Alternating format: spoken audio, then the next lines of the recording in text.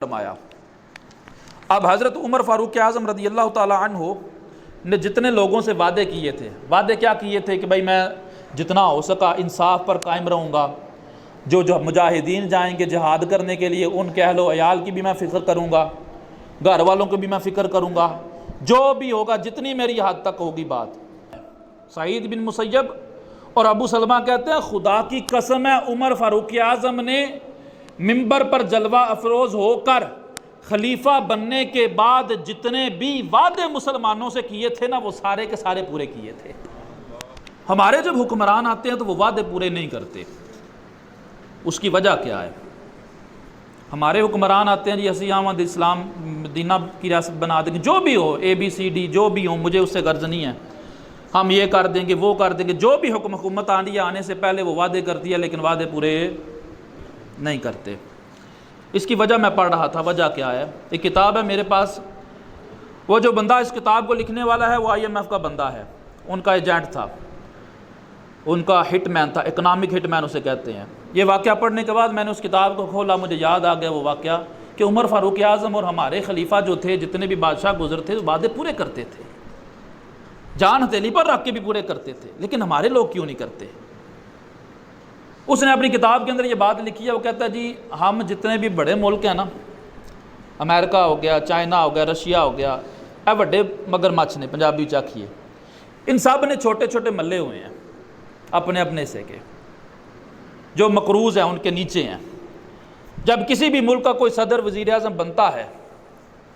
تو ان کا اکنامک ہٹ مین اس وزیر اعظم کے پاس یا صدر کے پاس جاتا ہے،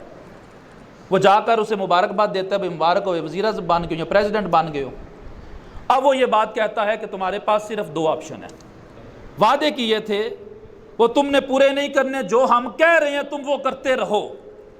ہم تمہیں مالا مال کر دیں گے۔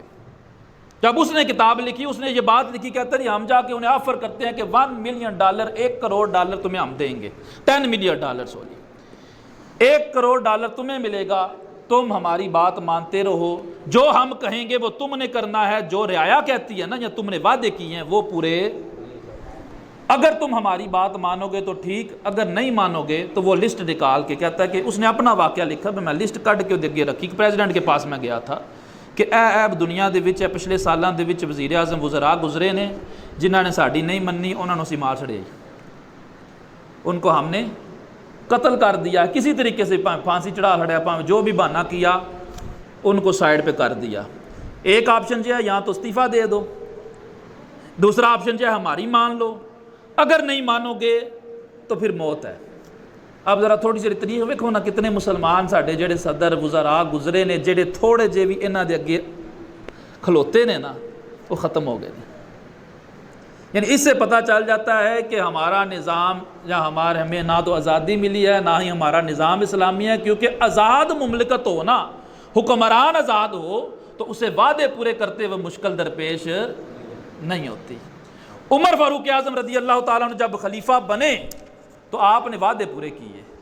جو وعدے آپ نے اپنی رعایا سے کیے تھے، جتنے بھی وعدے آپ نے اپنی رعایا سے کیے تھے سارے کے سارے۔ اور حضرت سعید بن مسیب رضی اللہ تعالیٰ عنہ فرماتے ہیں ہم قسم اٹھا کے کہہ سکتے ہیں کوئی ایک بات بھی آپ نے جو کہی تھی نا کہ میں پوری کروں گا، ایسا نہیں ہو سکتا کہ عمر فاروق اعظم نے پوری نہ کی ہو۔